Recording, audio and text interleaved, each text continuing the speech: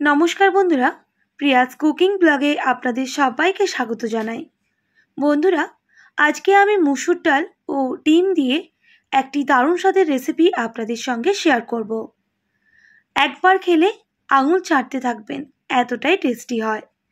মুসুর ডালের রেসিপি বানানোর জন্য আমি এখানে 200 গ্রাম মুসুর ডাল নিয়েছি।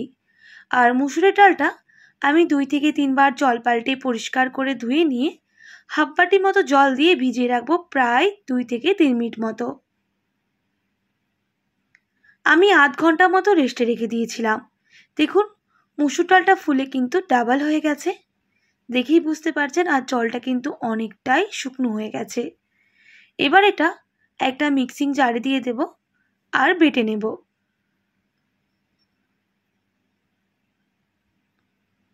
আমি চামচ দিয়ে দেখুন একটু জল ঝরিয়ে ঝরিয়ে ডালটা মিক্সিং জারে নিচ্ছি। ঠিক এইরকম একটা মিহি পেস্ট করে নিতে হবে। এবার একটা পাত্রের মধ্যে পেস্টটা আমি ঢেলে নিচ্ছি।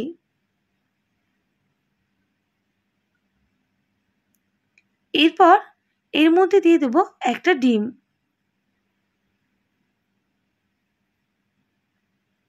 এবার ডালের সাথে ডিমটা খুব ভালোভাবে মিক্স করে নিতে হবে।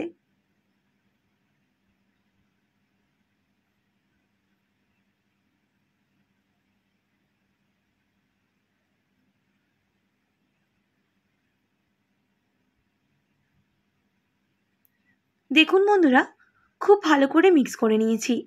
এবার দিয়ে দেবো স্বাদ মতো লবণ, সামান্য হলুদের গুঁড়ো, আর দিয়ে দেব একটা মিডিয়াম সাইজের কোচানো পেঁয়াজ। এবার আমি উপকরণগুলো ডালের সাথে খুব ভালো করে আবারও মিক্স করে নেব আর একটু ফেটিয়ে নেব।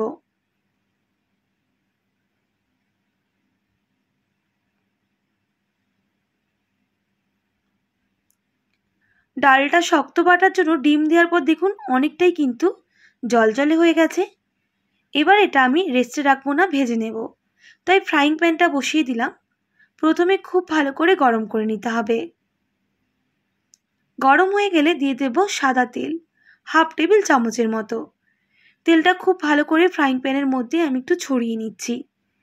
এরপর ডাল ও ডিম দুটোই দিয়ে দিতে হবে।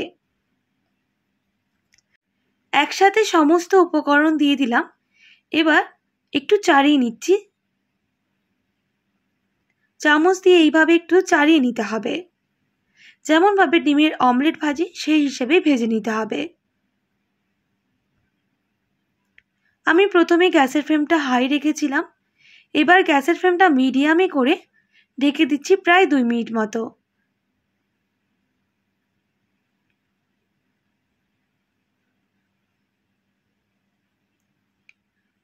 2 মিনিট পর ঢাকনাটা সরিয়ে দেখব ওপরটা একটু শক্ত হয়েছে নাকি। দেখুন, ওপরটা কিন্তু এখন একটু নরম রয়েছে। তাই আবারও আমি ঢেকে দেব 1 মিনিটের মতো। 1 মিনিট পর ঢাকনাটা সরিয়ে নিচ্ছি। দেখুন, এটা কিন্তু শক্ত হয়ে গেছে। এবার আমি উল্টে দেব আরেক পিঠটা ভালো করে ভাজার জন্য।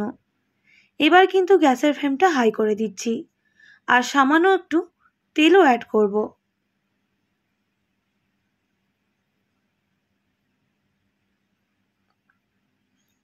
এবার উল্টে পাল্টে ডিম আর ডাল খুব ভালো করে ভেজে নিতে হবে।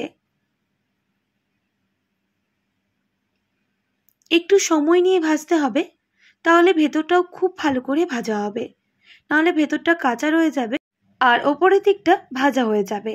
তাই একটু সময় নিয়ে ভেজে নিতে হবে। দেখুন বন্ধুরা, উল্টে পাল্টে খুব ভালো করে ভেজে নিয়েছি। এবার নামিয়ে এটাকে ঠান্ডা করে নিতে হবে। আর এদিকে একটা মিক্সিং জার নিয়ে নেব। আমি মশলাটা বেটে নেব। এর জন্য নিয়ে নিচ্ছি 6 থেকে 7টা রসুনের কোয়া, 1 ইঞ্চি মতো আদা আর একটা মিডিয়াম সাইজের টমেটো। এর মিহি একটা পেস্ট করে নেব। দেখুন বন্ধুরা, মিহি পেস্ট করে নিয়েছি। আর এদিকে কিন্তু এটা ঠান্ডা হয়ে গেছে। এবার পিস পিস করে এগুলোকে কেটে নিতে হবে।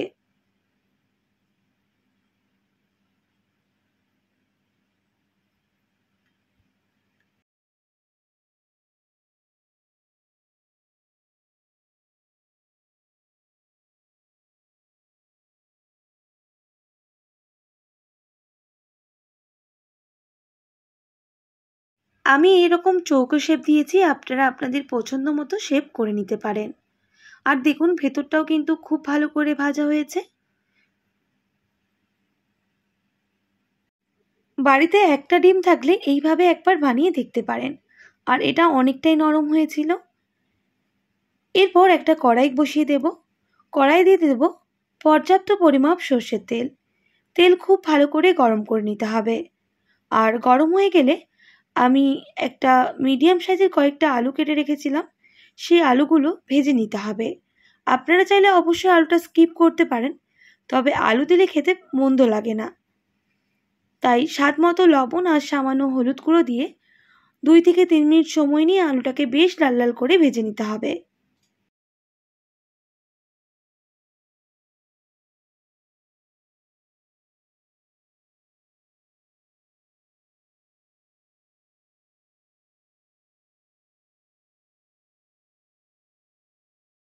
আলুগুলো লাল করে ভেজে নিয়েছি। আমি এবার তেল ছড়িয়ে নামিয়ে নেব। আবারও ওই তেলের মধ্যে দিয়ে দেব জিরা, তেজপাতা আর একটা শুকনো লঙ্কা। ফোড়নগুলো খুব ভালো করে ভেজে নিতে হবে।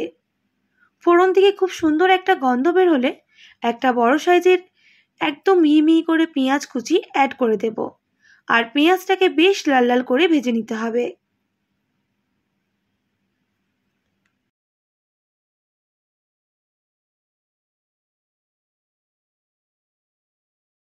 বেশ কিছুক্ষণ পেঁয়াজ ভেজে নেওয়ার পর দিয়ে দেব সামান্য হলুদের গুঁড়ো আর সামান্য কাশ্মীরি লঙ্কার গুঁড়ো কালারের জন্য।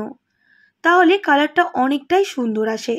অবশ্যই চেষ্টা করবেন তেলের মধ্যে হলুদ গুঁড়ো আর কাশ্মীরি লঙ্কা গুঁড়ো দিয়ে রান্না করার, তাহলে কালারটা অনেকটাই ভালো আসে।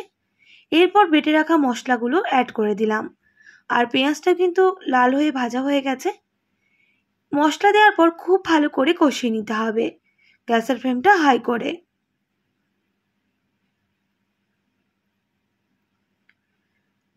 প্রায় 1 থেকে 1.5 মিনিট সময় নিয়ে মশলাকে খুব ভালো করে কষিয়ে নিচ্ছি।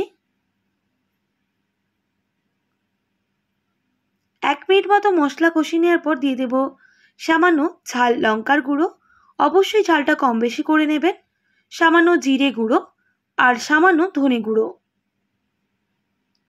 আবারও মশলাটাকে খুব ভালো করে কষিয়ে নিতে হবে, তবে গ্যাসের ফ্লেমটা লো টু মিডিয়ামে করে।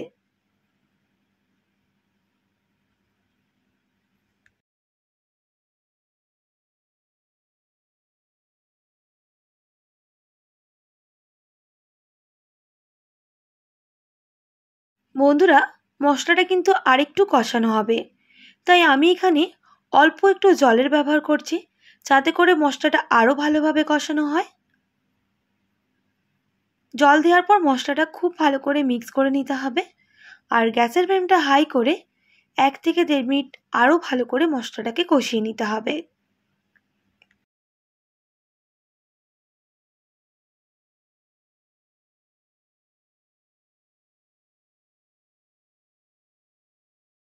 বেশ কিছুক্ষণ মশলা কষিয়ে নেওয়ার পর দেখবেন মশলার যে কাঁচা গন্ধটা সেটা কিন্তু চলে গেছে।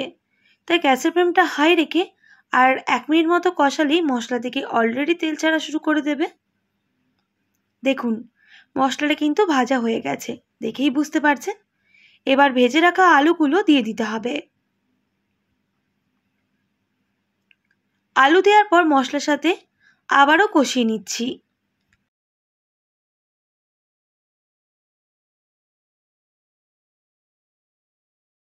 কষিয়ে নিয়েছি। এবার দিয়ে দেব পর্যাপ্ত পরিমাপ জল। আপনারা আপনাদের পরিমাপ বুঝে জল দিয়ে দেবেন। আমি এখানে বড় বাটির 1 বাটি মতো জলের ব্যবহার করেছি, যেহেতু আলুগুলো একটু সুসেদ্ধ হবে। তাই আবারও মিক্স করে নিয়ে গ্যাসের ফ্লেমটা হাই করে 1 থেকে 1.5 মিনিট ঝোলটাকে ফুটিয়ে নিতে হবে।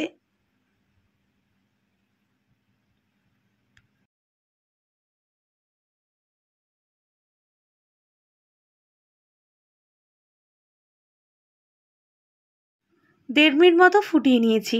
এবার পিস কেটে রাখা ডাল ও ডিমের রেসিপিটা দিয়ে দিতে হবে। আবারও ভালো করে মিক্স করে নিতে হবে। আর এই সময় গ্যাসের ফ্লেমটা হাই রেখে আমি একটু ফুটিয়ে নেব। যখন দেখবেন জলের এইভাবে ফুট ধরেছে, এবার মিডিয়ামে করে ঢাকনা দিয়ে ঢেকে দেব 2 মিনিট মতো। 2 মিনিট পর ঢাকনাটা সরিয়ে নিচ্ছি। আলুগুলো চেক করে নেব সুসেদ্ধ হয়েছে নাকি। আর একবার নাড়াচাড়াও করে নিতে হবে।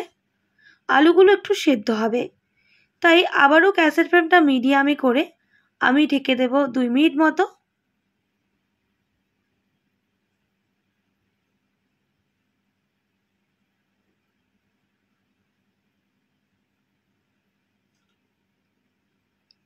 দুই মিনিট পর ঢাকনাটা সরিয়ে নিচ্ছি। দেখুন দেখতে কতটা সুন্দর আর লোভনীয় হয়েছে। এবার আমি আবারও মিক্স করে নিচ্ছি। এবার গ্যাসের ফ্লেমটা একেবারেই কিন্তু মিডিয়ামে রেখে, আর আলুটা কিন্তু খুব ভালোভাবে সুসেদ্ধ হয়েছে।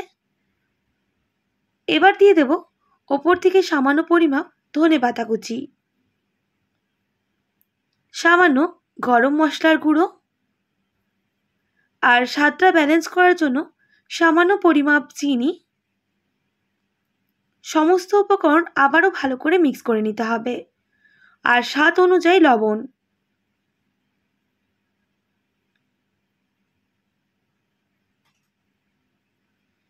আবারও গ্যাসের ফ্লেমটা হাই করে 1 মিনিট মতো ফুটিয়ে নিতে হবে।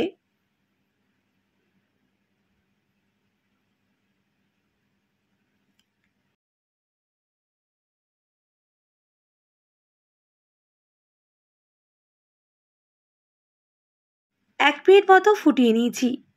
দেখুন রেসিপি কিন্তু একেবারেই রেডি, আর সব কিছুই খুব ভালোভাবে সুসেদ্ধ হয়ে গেছে।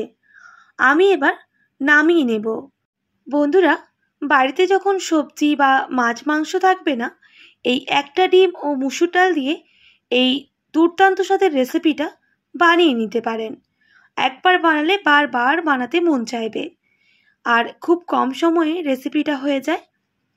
আমি এবার নামিয়ে নিচ্ছি একটা প্লেটের মধ্যে।